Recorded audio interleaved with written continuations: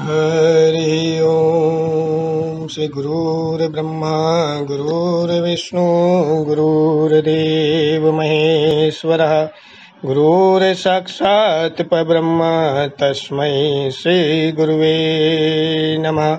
गजाननं भूतगणादिसेवितं कपितजम्बुफलचारुभक्षणम् उमासुतं शोकविनाशकारकं नमामि विघ्नेश्वरपादपङ्कजं कर्पूरगौरं करुणावतारम् संसारसारं भुजगेन्द्रहारं सदा वसन्तं हृदयारविन्दे भवं भवानी सहितं नमामि।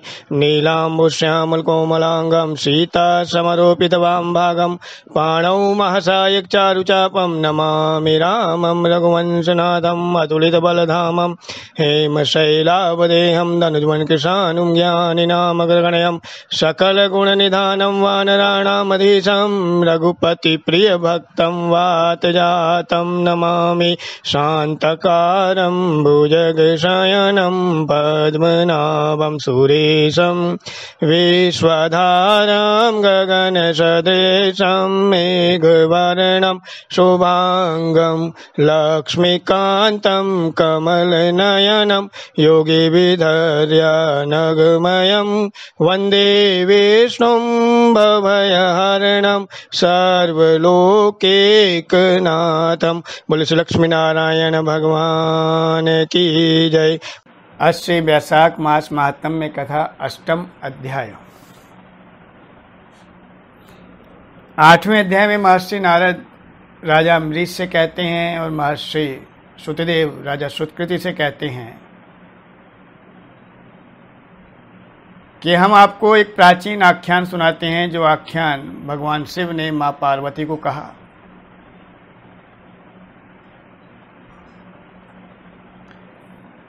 भगवान कहते हैं कि हे देवी, आप एक पापनाशक प्राचीन इतिहास को सुनिए। एक बार दक्ष प्रजापति भगवान शिव को बुलाने के लिए कैलाश पर्वत पे गए। उन्हें आया देखकर भी दक्ष की ही भलाई का विचार करके भगवान शिव ने उठकर उनका आदर नहीं किया। कारण भगवान महादेव ने सोचा कि मैं समस्त देवताओं का गुरु हूं। स्वामी यदि सेवक के लिए, पति यदि पत्नी के लिए और गुरु यदि शिष्य के लिए आसन छोड़कर आदर दिखाते हैं तो उनकी आयु, तेज, बल, धन, यश और पुरुषार्थ सभी नष्ट हो जाते हैं। अर्थात यदि शिष्य के आने पर गुरु खड़ा होता है तो शिष्य की आयु कम होती है, तेज कम होता है, बल कम होता है, धन कम होता है, यश कम होता है, पुरुषार्थ कम होता है। इसी प्रकार स्वामी और सेवक के साथ है, इसी प्रकार पति और पत्नी के साथ है, इसी प्रकार अग्रज और अनुज के साथ है। इसीलिए महादेव जी ने सोचा कि यदि मैं अपने प्रिय ससुर दक्ष के लिए आसन को छोड़कर उठता हूं तो उनकी ही हानि होगी। इसी कारण से वे अपने आसन पर ही बैठे रहे। अब दक्ष प्रजापति ने सोचा कि मेरा निरादर हुआ, मेरा अपमान हुआ। वह क्रोध में भर गए और महादेव जी के सामने ही उनको बहुत ही बुरा भला कहने लगे। दक्ष बोले कि आप अहंकारी हैं, आपके पास केवल एक बूढ़ा बैल है, गले में हड्डियों की माला पहनते हैं, शमशान में निवास है, सर्पों का आभूषण है, भूत प्रेतों की, पिशाचों की सेना है, फिर भी आपको अहंकार है। मैंने महर्षि नारद के कहने पर अपनी कन्या सती का विवाह आपसे किया,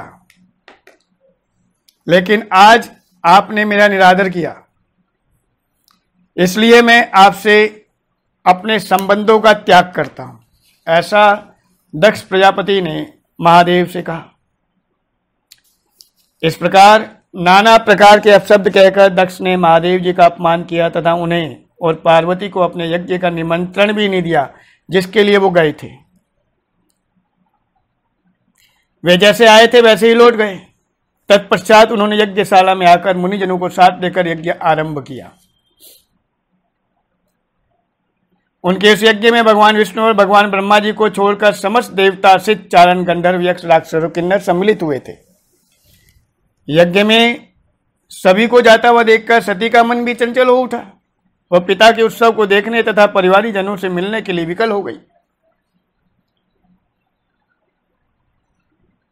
महादेव जी ने सती को समझाने के लिए बहुत चेष्टा की, परंतु जब वे पिता के घर जाने का हठ ही ठान गई तो भगवान महादेव ने उनसे कहा, है सती, इस समय तुम्हें अपने पिता के घर जाने से कोई यश मिलेगा नहीं,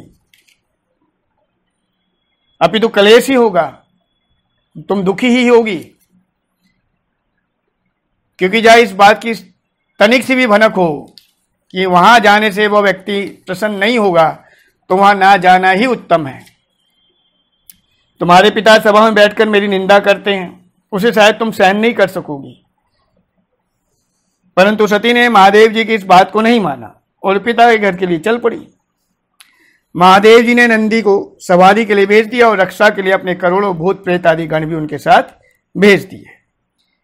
इस प्रकार 8वें अध्याय का प्रथम भाग पूर्ण हुआ।